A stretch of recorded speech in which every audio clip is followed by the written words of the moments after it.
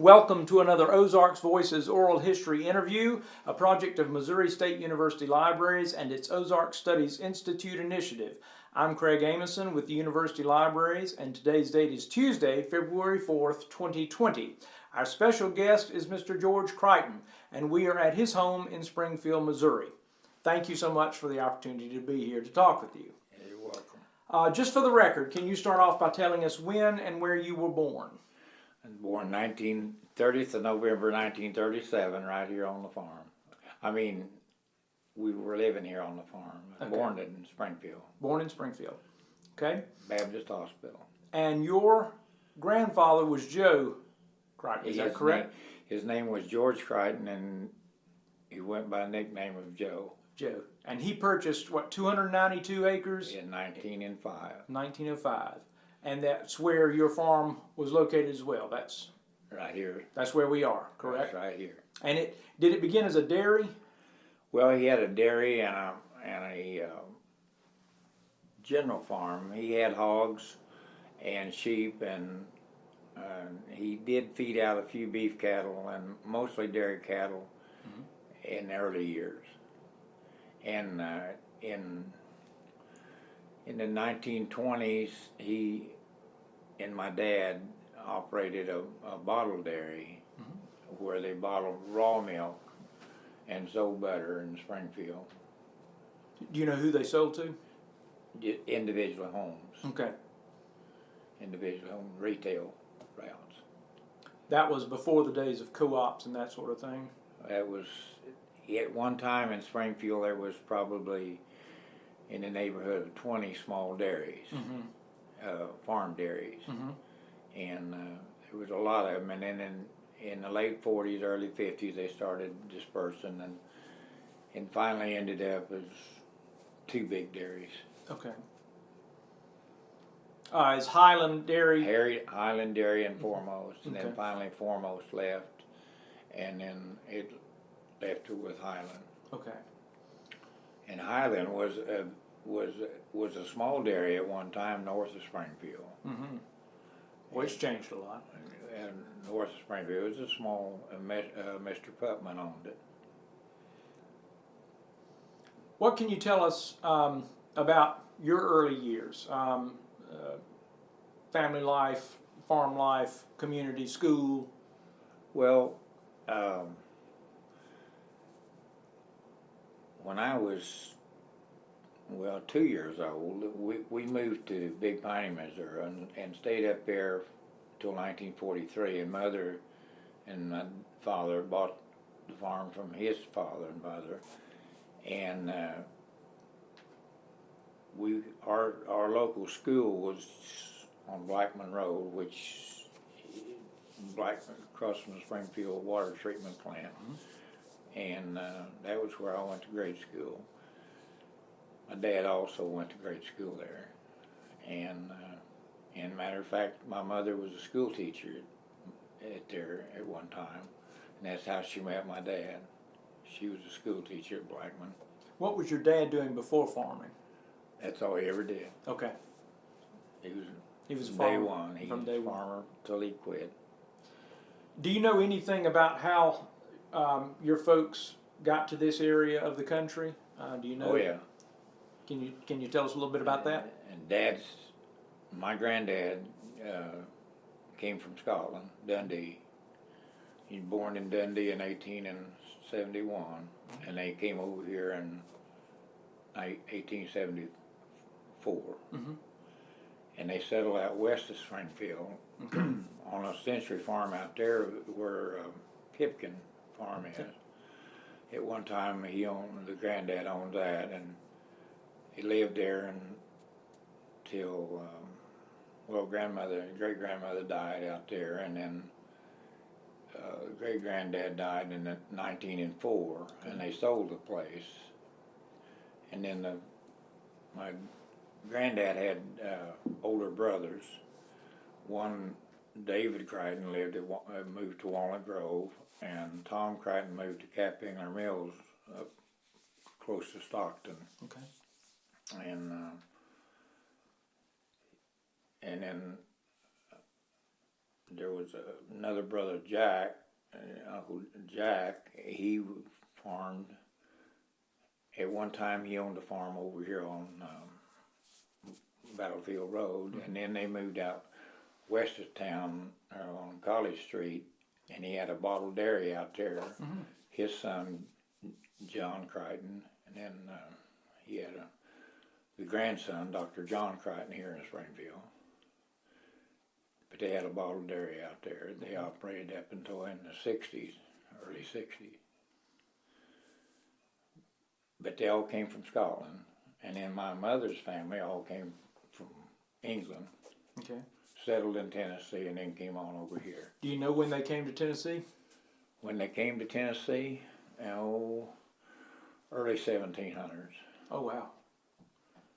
I've got all that history. There was the Hanks family and Chaffin family, and my mother's maiden name was Young, and they were all came from Tennessee. Okay. Were they farming in Tennessee as well, I assume? Yeah. Sure. And my granddad, Young, had general stores over toward Rogersville and on into Ozark. He ended up in Ozark. Okay. Where did you go to school? Where did I go to school? Blackman. There was a little community school here called Blackman, and that's what Blackman Road is named after. Is the town of school Blackman, and then I went to senior high school in Springfield. Okay. And then on into SMS. Okay. And graduated from SMS? No, I didn't graduate. I spent about 4 years, a little better over there, but I liked my senior college hours finishing up. Yeah. What were you studying while you were there? Agriculture. Agriculture. Mm-hmm. So, tell me what it was like to grow up on a farm. Hard work. When we first started farming here, came back in 1943, basically everything was horsepower. We had one tractor, but we still used a lot of horses. And we did all the hay mowing and raking and baling, or not baling, but loose hay with horsepower. And planted corn with a corn planter, cultivated with horses. And it was a lot of horsepower. My dad ran in the middle, I'd say in the 45, 6, 7 along in there, he ran a custom thrashing machine. And of course, all your hauling the bundles into the thrasher was done by horsepower. Sure. He bought his first combine in 1947. You couldn't buy anything during World War II. Sure. And you couldn't get any machinery until basically 1947. And there was a lot of machinery bought during 47, 48, and 49. Do you remember what brand it was? Yeah, J.I. Case. That was probably a significant investment. Oh, I imagine probably $1,400, $1,300, $1,400. Yeah. The new W.C. Alice Chalmers in 1947 was about $1,600. A lot of money, well, yeah, there's a lot of money back then. Yeah. But the tractors really changed things in the way of agriculture. Sure. And then the hay balers, they started coming in this country in 47, 48. We used hay, and the first hay balers that came out, took a lot of people to operate them. You had a guy out driving a tractor, and then you had two people on the back there shoving the wires through. There was blocks in between each bale, and you had to shove the wires through, and there was little seats along the side of the bale chamber, and you sat back there and tied the wires, and the first hay balers were a lot of work.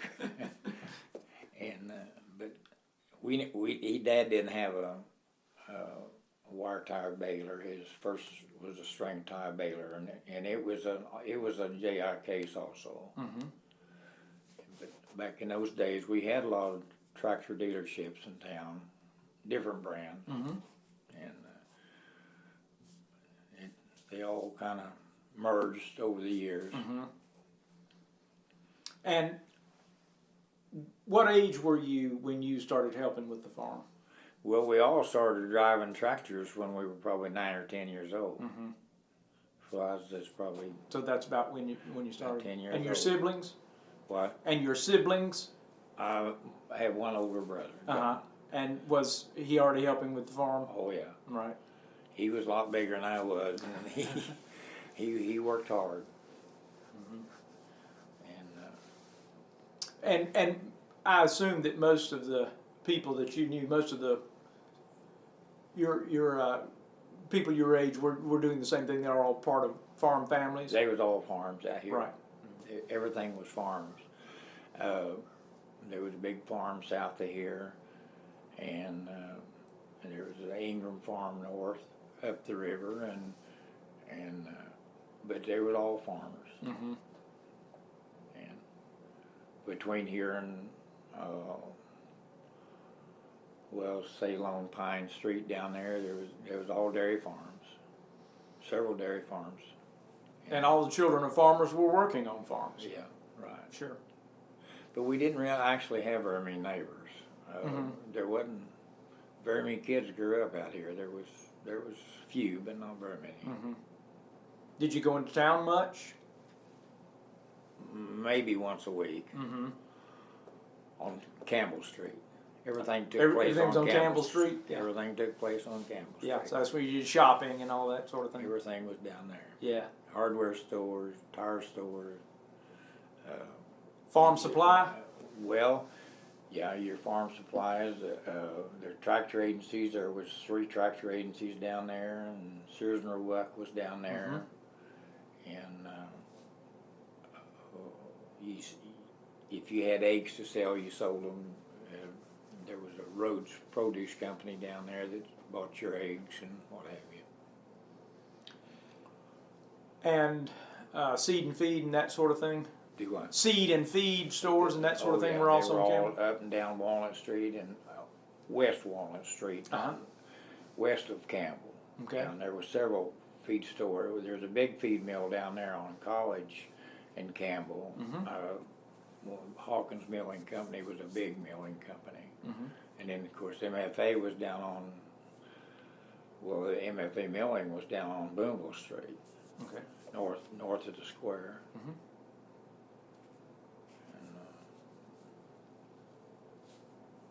So describe the farm operation for me a little bit. Well, my dad he was probably in the 40s and 50s, mainly milking 30 to 40 head of cows, and then eventually up 50 and 60 and on up into 70 head. Mm-hmm. And things started changing in the dairy business in Greene County in 1947. They changed the state law, or the state law. You had to have a drill well for grade A milk. Mm-hmm. You couldn't use spring water, which we were using spring water. Mm-hmm. And that changed us. We built a grade A milk barn in 1947, a surge walk-in barn where you had cattle walked up a incline into the barn. And I imagine at the end, Dad was milking probably about 75 cows, and he always fed a lot of hogs. Okay. Always kept a lot of hogs, and we had 40 or 50 head of sheep. Mm-hmm. And they were just to clean up the pickings here and there. Mm-hmm. They'd clean up, whatever feed was left in the troughs, we'd feed the sheep. But Dad always said he made his farm payments off of his sheep. So what was he doing with the sheep? What was? Well, you sold the lambs, and a 100-pound lamb back at that time would bring about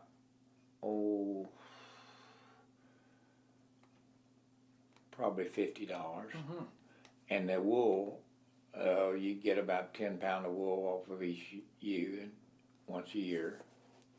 Just send them off to be sheared, or you did it there? There'd be a crew come through the country and they'd shear your sheep. Really? Yeah. Every year. And he always said he made his farm payment on with his sheep. How about that? Yeah. I've heard other people had sheep. Yeah, well, too. we always had them. Those. Always had them. They were easy to take care of. Mm-hmm. And but the hogs, he always had a lot of hogs. Mm-hmm. We had an ideal situation for raising hogs. We had a spring that started up by the homestead, and it ran down through 19 pastures before it got to the river. Mm-hmm. And the spring never went dry, even during the droughts. Mm-hmm. And it made a real good situation for hogs. Right. And from where we're sitting back over here, there was some 10-acre fields, and they were all, you ran hogs in there. Mm-hmm. At different times. But it was a good hog operation. Mm-hmm. What was the reason for the state changing the regulation about springs to wells? Well, I'm not really sure. Well, for one thing, not everybody had control. I mean, they didn't really have were able to control the water. In other words, make it safe drinking water. Mm-hmm. In the case of this spring here, it was dammed up in the side of this bluff, and it ran down a pipe to some hydraulic rams, mm-hmm. and then the hydraulic rams pumped it up on a hill above the house, and then they had running water in the house that house up there was built in 1919, and they had running water in the house. And then this water ran, these rams ran 24 hours a day, 7 days a week, and it pumped the water up there, and the excess came by the house, and then the rest of it went down by the milk barn, and they bottled the milk down there, and then from there, it went on out to a big stock tank, and what ran over the stock tank just came on down the ditch, down toward the fields mm-hmm. here. Right. But it ran 24 hours a day, and you could hear it running. You could hear those rams running. You know? Right. When it quit, you had to run down there. That's trouble. Well, you had to run down there and bleed the air off of them mm-hmm. So they started to go back to running again. Was there a time that you remember that you decided, I'm going to be a farmer? Or did it just natural? Yes, it was one of those things where in the early age I started with 4-H. My dad's youngest sister worked for the Extension Service in Greene County, and she was a 4-H. At that time they had a 4-H leader in the county, mm-hmm. and she was at that time. And of course, I started in 4-H early and started showing cattle early as in 4-H and FFA. Mm-hmm. That's basically all I ever knew, you know. Mm-hmm. I didn't. Sure. Probably would have been better if I'd have learned something else. Yeah. So it was just by default, really, that you're just going to become a farmer because that's what you know. Well, that's true. And then as time went on, Dad could see that the city was moving out. Yeah. And they was going to have to do something with the farm, mm-hmm. and so that's the reason he started subdividing it. Mm-hmm. And your older brother continued in? Well, my older brother, he had a Crighton Supply on South Campbell, which sold dairy equipment, okay. And he was in that for a number of years, and he sold bulk tanks and milking machines and that type of stuff, mm-hmm. and he sold out to that, and then he moved out east over here toward Rogersville, and he had a general store feed and farm supply store there. Kept that a number of years. When he retired, he's built the house over next door here. So, farming was your family's primary source of income? Yeah. No other real side businesses for you, the farming? My granddad and his brothers were all farmers. And when they came over here, they were all farmers from Scotland. But in Scotland, they weren't. They were in the shipping business, sailing ships. And that's one thing that we never could figure out, why you were in the sailing ship business and you came to America and then everybody started farming. But that's the way it was. Interesting. But all the brothers that came over were farmers. And there was 2 sisters that stayed in Scotland. And they never did come over, but the 5 boys and then two other sisters came over. And but they were all, I know nobody knows why. Yeah, that's interesting. And you, farming is all you did. You didn't have any other side businesses or? Well, yes. Over the road trucks, semi-trucks. Talk about that a little bit. Well, we hauled the main thing you hauled out of this country going west was either chickens or cheese. And I hauled an awful lot of chickens. Yeah. To Los Angeles. Oh wow. And all parts of California, and then we bring back cheese. A lot, and then groceries. Associated Grocers and Consumers Warehouse. We used to have a Consumers Warehouse here in town. It was. Where was it located? Well, it was on Blaine Street. It was Clarence Wheeler owned it, and he had a lot of stores in Southwest Missouri, and but it was a good place to haul to, and Associated Grocers. We hauled a good amount of French's products also. How many years did you do that? Oh, over 40. Okay. And doing that all the time that you were farming? Yeah. And did those two work together? Well, not real good, no.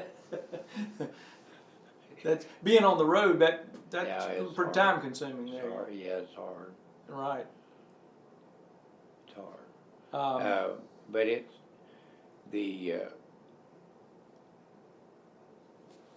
there's people probably don't realize how much cheese comes into Springfield.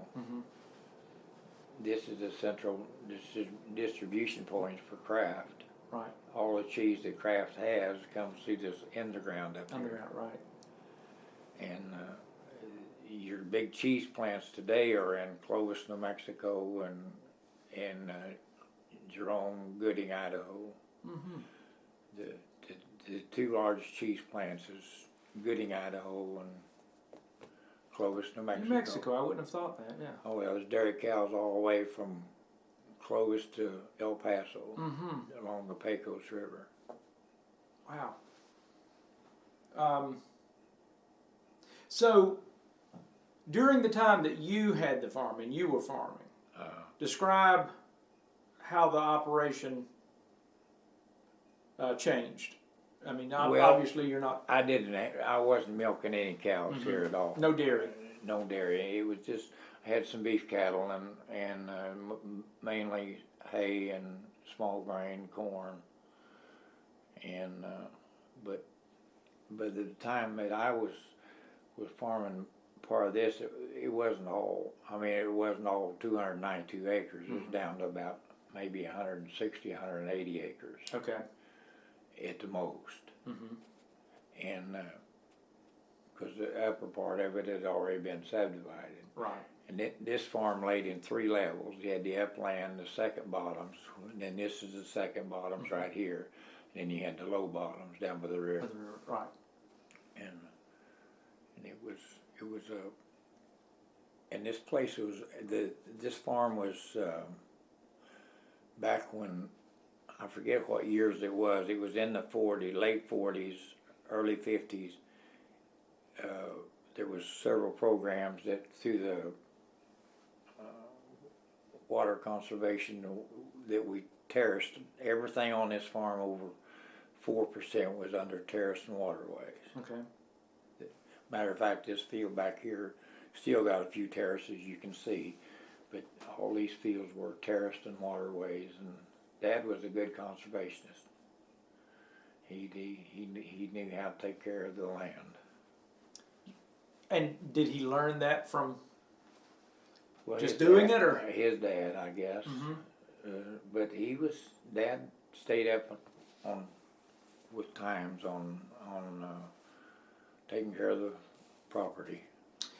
That's something I'm sort of curious about. Were they getting advice or any help from state institutions, from the university system, or extension offices? Extension service. Extension service. See, it was really strong. We used to have a real strong Greene County Extension service. We had a county agent, and then you had a 4-H agent and a home economics agent, and you had a dairy agent. You had all different kind of agents in Greene County. Right. Now it's scattered out into different counties. But Greene County, it was a real strong extension service. And they were very helpful? Oh yeah. If you had a problem, all you had to do was just call the extension office and they'd come out and help you. Wow. Yeah. At that time it was C.C. Keller was the extension agent in Greene County. Talk a little bit about that conservation work. I'm kind of interested in that. What benefit was that? Well, your land, if you didn't terrace it and put the waterways in, you'd have ditches all over it where the water would run, and this way, by terracing it and putting waterways in, you control the water, and it didn't just run through ditches and cut your land all up. And Dad always used the rotation crop system. You know, you corn, oats, and barley or wheat, and he grew an awful lot of barley, and he always, before he planted corn and everything, he always planted a rye crop in the small grain, and then he turned and then those days they called it green manure crop, and you plowed under your rye, and that was the way you didn't buy as much commercial fertilizer back then as you do today. Probably better off that way. Probably, yeah. But then too, I can remember when 75 bushels to the acres was an extremely big corn crop. And I remember when the people down here by Ozarks made some state records with 100 and some odd bushels, 120 some odd bushels was a record that they grew down here on Finley River by Ozarks. Right. And then eventually it kept on climbing up and climbing up. Now, What would be a bumper crop now? well, they're talking 300 bushels. And how does that come about? Is it the technology, or is it When I was in high school, if you put 10,000 seeds to the acre of corn, that was quite a bit of corn, and that was check corn. Do you see? You check. You know what I mean? We got check corn. Well, there was the same amount of distance between the rows as there was between each stalk. And you could plow it either way. You could plow it this way or you could plow it this way. Makes sense, right? 10,000 seeds per acre was a lot. Now they're talking 43 to 45,000 seeds per acre. What changed?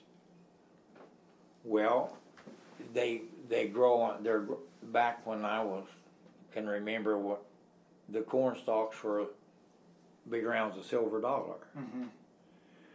Now they're as big around as your middle finger, Mm-hmm. the corn stalks. There's more of them. See, there's per acre.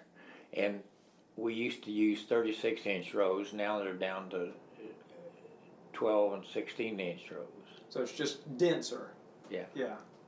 But they're putting on lots and lots of fertilizer, lots of herbicides. Yeah. How do you feel about that? What do you think about that? Well, you got to feed the world. I know that. I know it. I don't know where it'll stop, but it's gonna someday. It's gonna be a time when you can't afford to do everything that you're gonna have to do. Just look at what the farmers are paying for machinery today. Right. Just one hay buying $28,000-$30,000. Right. And a decent kind of a tractor to use is $80,000 to $100,000. I can't imagine a combine now. I mean, $450,000. That's just astounding. Yeah. Yeah. And then of course you got to have one of these big sprayers that it's got the real narrow tires that go down between these 12-inch rows and spray 48 feet to 60 feet at a time, and those are $150,000 to $175,000. Yeah. That's just an incredible investment.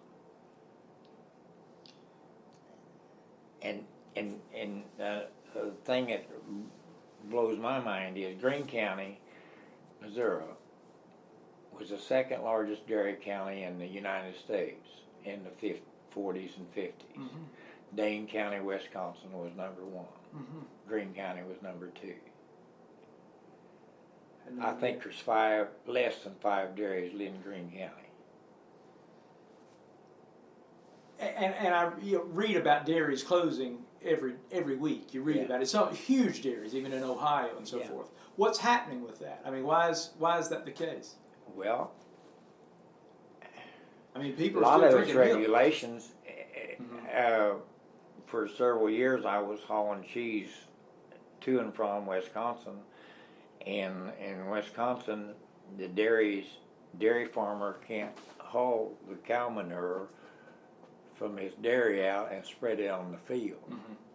It has to go into a lagoon or a tank, and then they pump it into this tank that huge, 3 big axles under it, and it's got subsoilers behind it, and it takes a 500 horsepower tractor to pull this tanker and these subsoilers to put this manure in the ground. They can't go out there and spread it. It has to be put in the ground. Well, there comes it takes a lot of money to build these tanks that they pump all that into. Right. And of course, in Missouri, it would be hard to go out and put in a large dairy in Greene County without. I don't know if you could get it approved or not. Mm-hmm. If you were milking, say, 300 or 400 head of cattle, I don't think it'd work. I don't believe they would approve it. Mm-hmm. Regulations and environmental concerns and that sort of thing. Environmental things, right. Gets into the rivers, right. The fertilizers and everything get into the river. Mm-hmm. Yeah, we've seen that recently with the hog farm, the large hog farm. Right. Down here in Arkansas, Right. The state of Arkansas bought a huge, big hog operation because it was getting into the Buffalo River. Right, right. Or they thought it was. Right. And it just, things have really changed. I'm not saying it's for the bad. It's hard to keep up with it. Sure.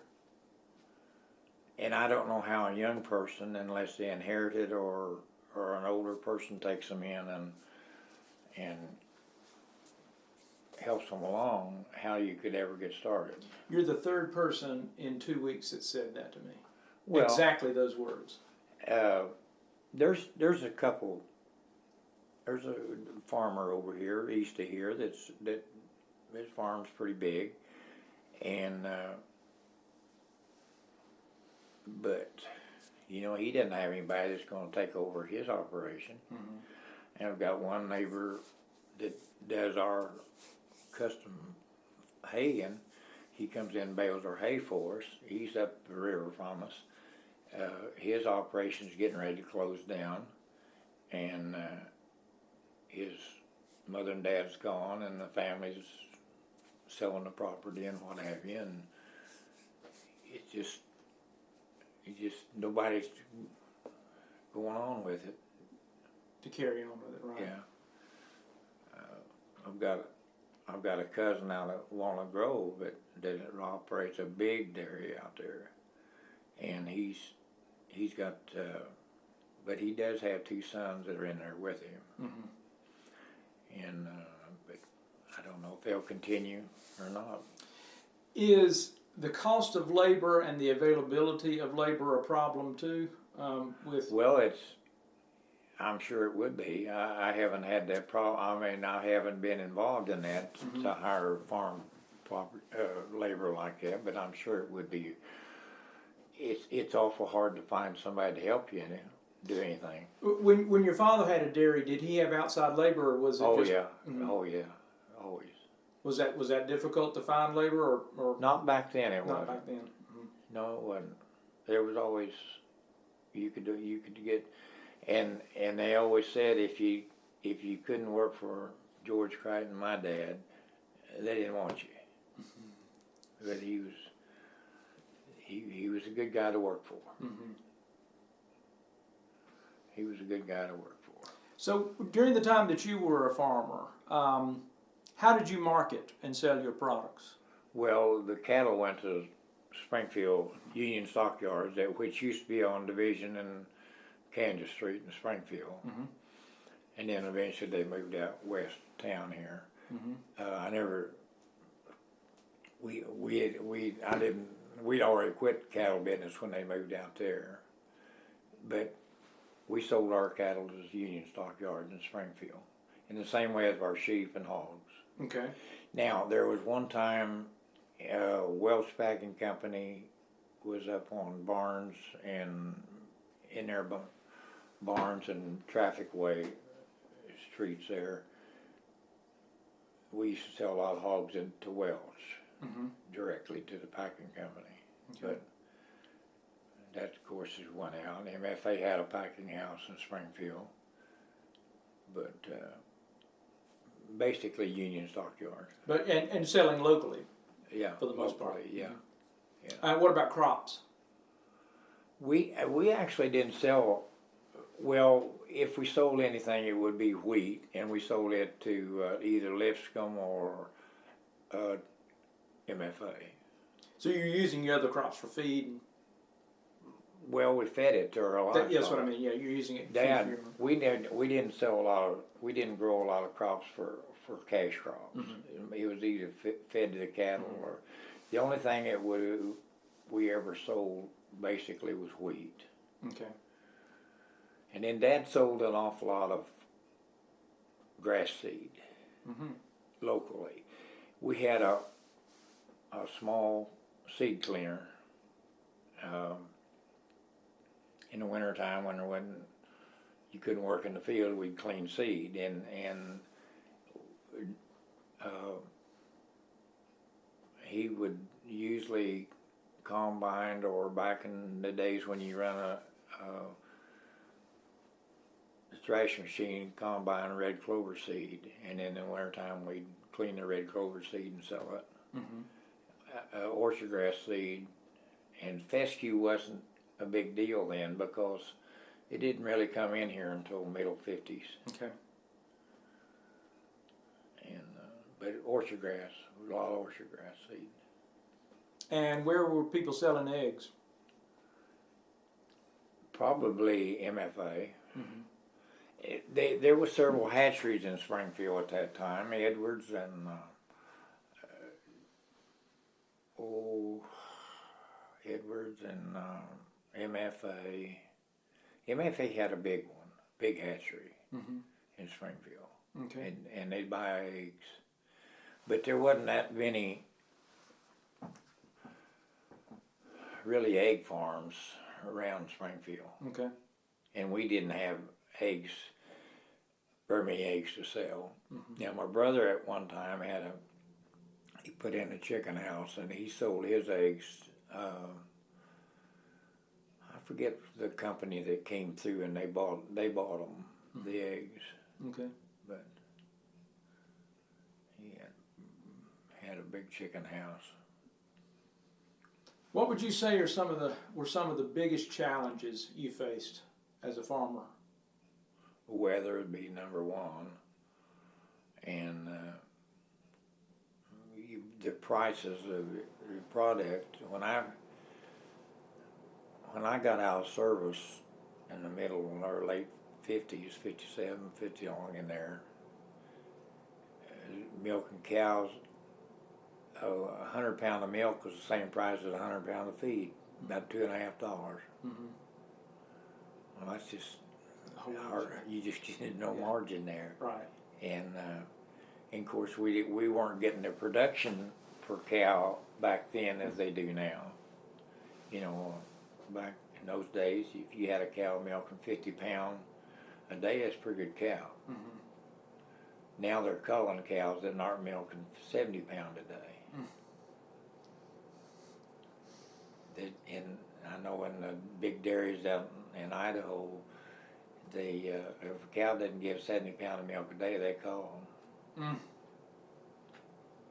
That's yeah, big difference. And I can remember when we had our dairies on DHIA, Dairy Herd Improvement Association, and they'd come out once a month and they'd weigh the milk from each cow and take a sample of it and determine how much butter fat was in there. You know, if you had a cow that was averaging 50 pound a day, that's pretty good. Mm-hmm.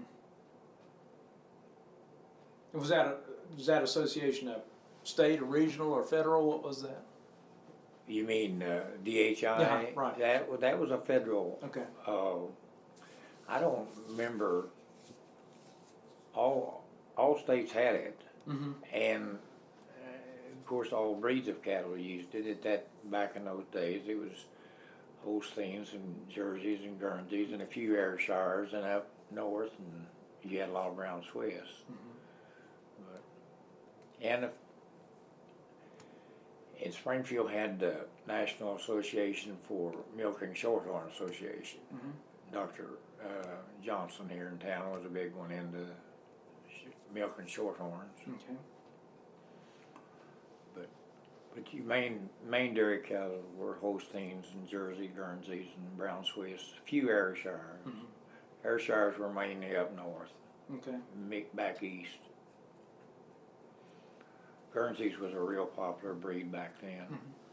Had a lot of cream line, you know, Mm-hmm. a lot of cream. What would you say were some of the benefits of farming in the Ozarks? Well, it was a way of life that I don't know how you would put it exactly, but it was just good to live on a farm. Mm-hmm. You know,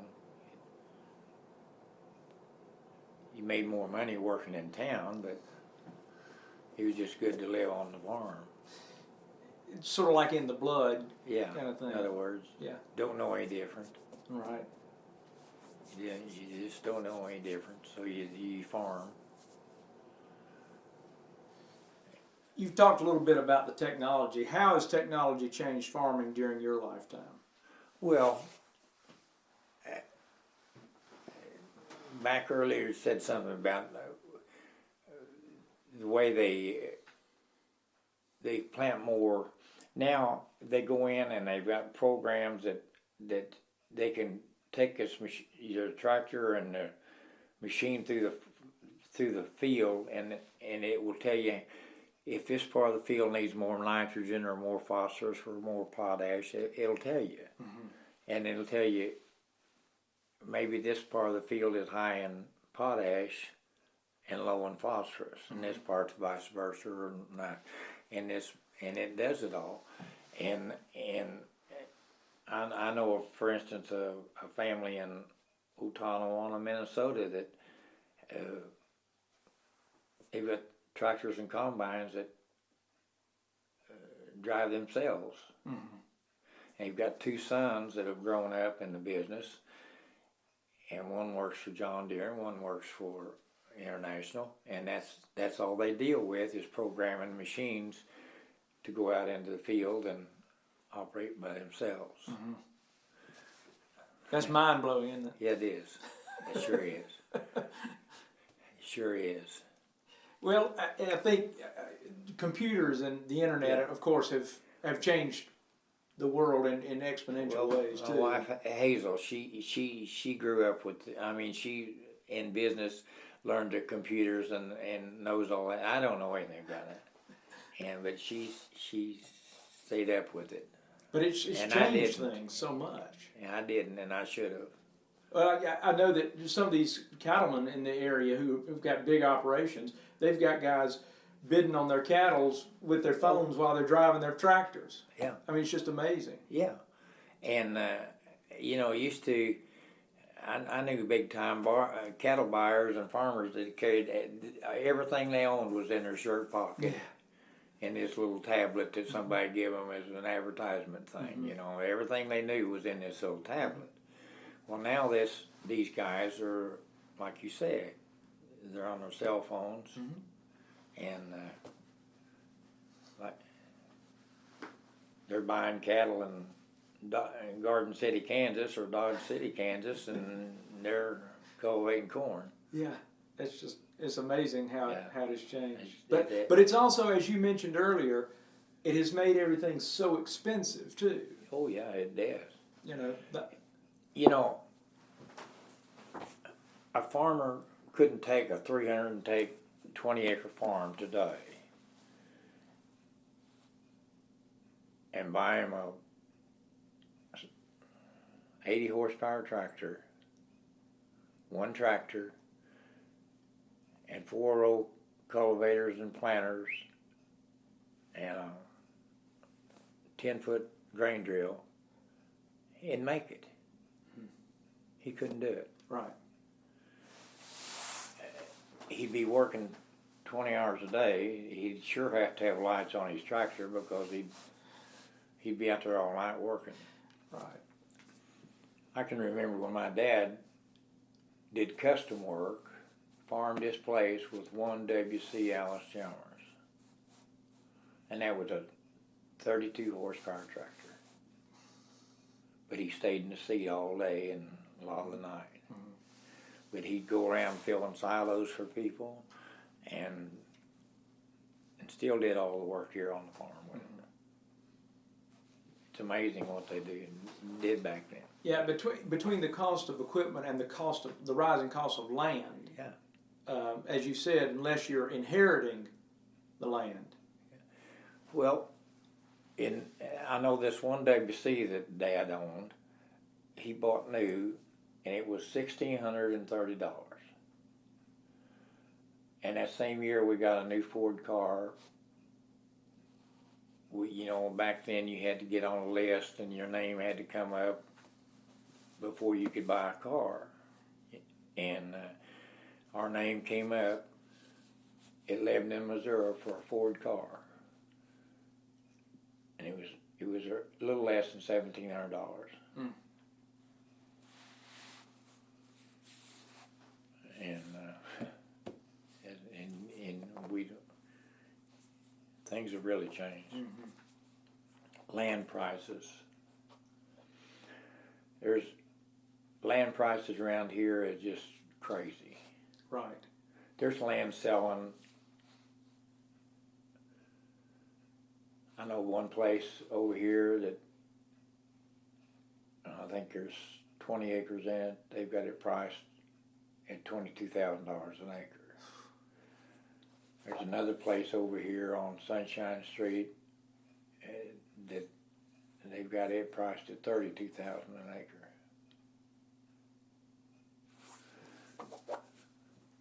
So, You know, you can't afford to farm stuff like that. Right. I mean, you'd have to go way out of town to. Oh, you got to get way out of town. Hazel is from Wright County, and there's lots of land in Wright County. I think the normal price of land in Wright County now is $2,000, $2,500 an acre. Mm-hmm. And it's 10 times that here. Yeah, 10 I can remember across the river, we used to use the river as a boundary, but across the river there was, when I was in grade school, you could buy all the land you wanted for $50 an acre. But there wasn't any money, so it didn't make any difference what the price is.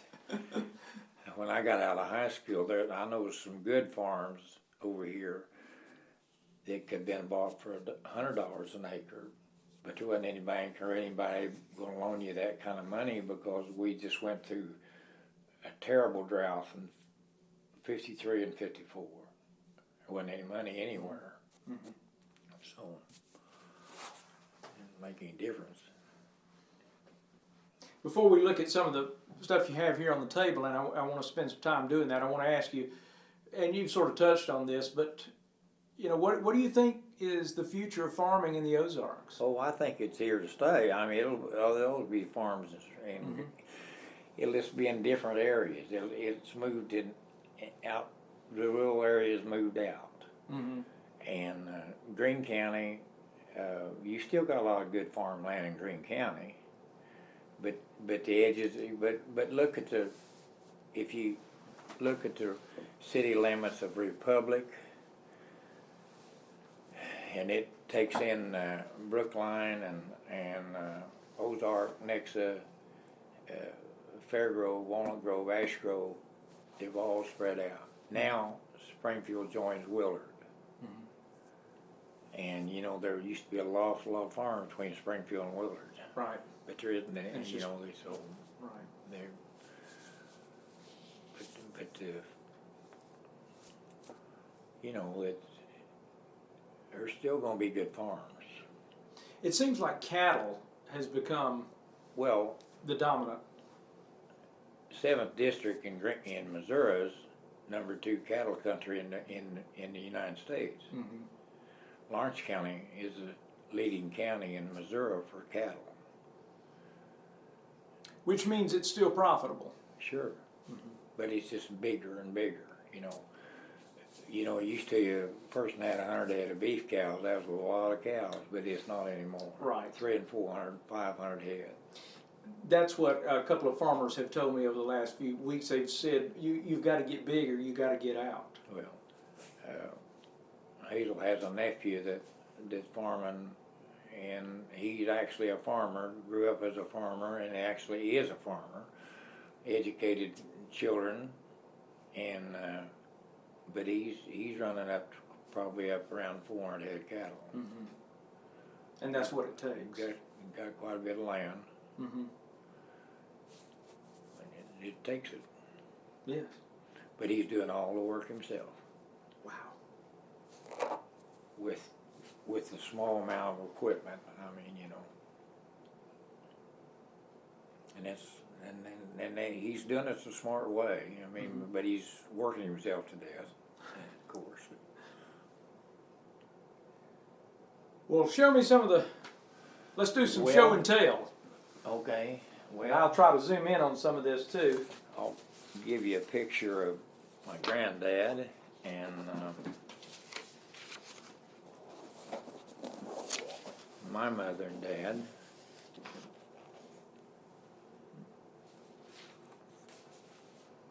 And this is the backside of the house that my granddad built in 1919.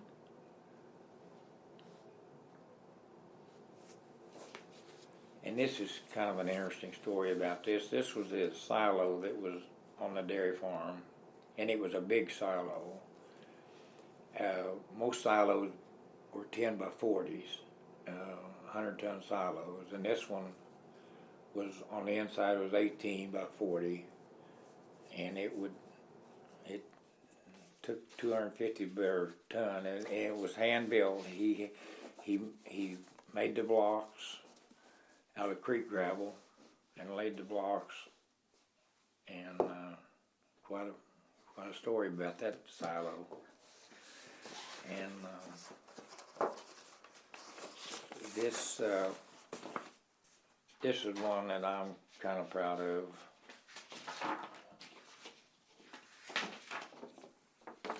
This was a cow that I had in 1956.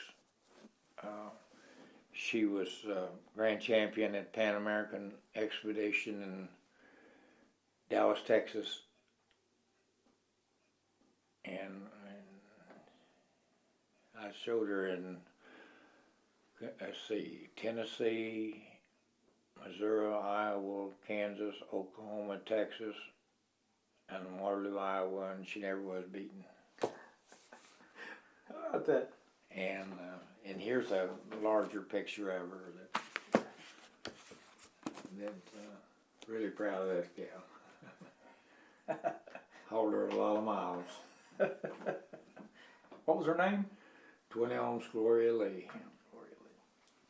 Had another one that was real good cow that I bought at a Guernsey sale. We used to have a parish farm sale, or parishes, and they'd have one at Billings every year, and she came from Billings out there, and her Shops family owned her, or bought her as a heifer, but she was a good cow. I won a lot of grand champions with her. But that sounds enjoyable. Oh yeah, we had a lot. We had a lot of, learned a lot, had a lot of fun. And these milk bottles goes back in the days when it was raw milk, back. And this is kind of an odd milk bottle. Here it's a third of a quart. And this is a quart bottle. And one of Dad's cousins had a dairy out west of Springfield, Crighton Dairy, that he pasteurized milk out there. We didn't have a pasteurizer. Mm-hmm. Well, thank you so much. This has just been fascinating.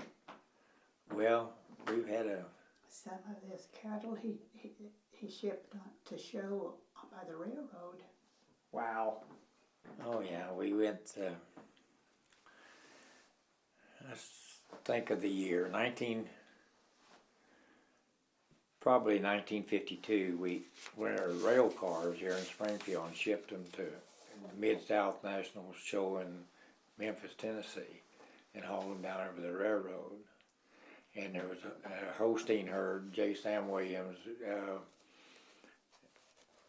his daughter Juliet, and the Guernsey herd, which we all went down there and hauled them to the railroad, rode the rail cars down there. That was probably fun. And that was still the steam engines, Oh wow!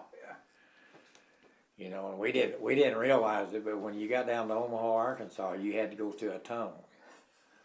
2 of them.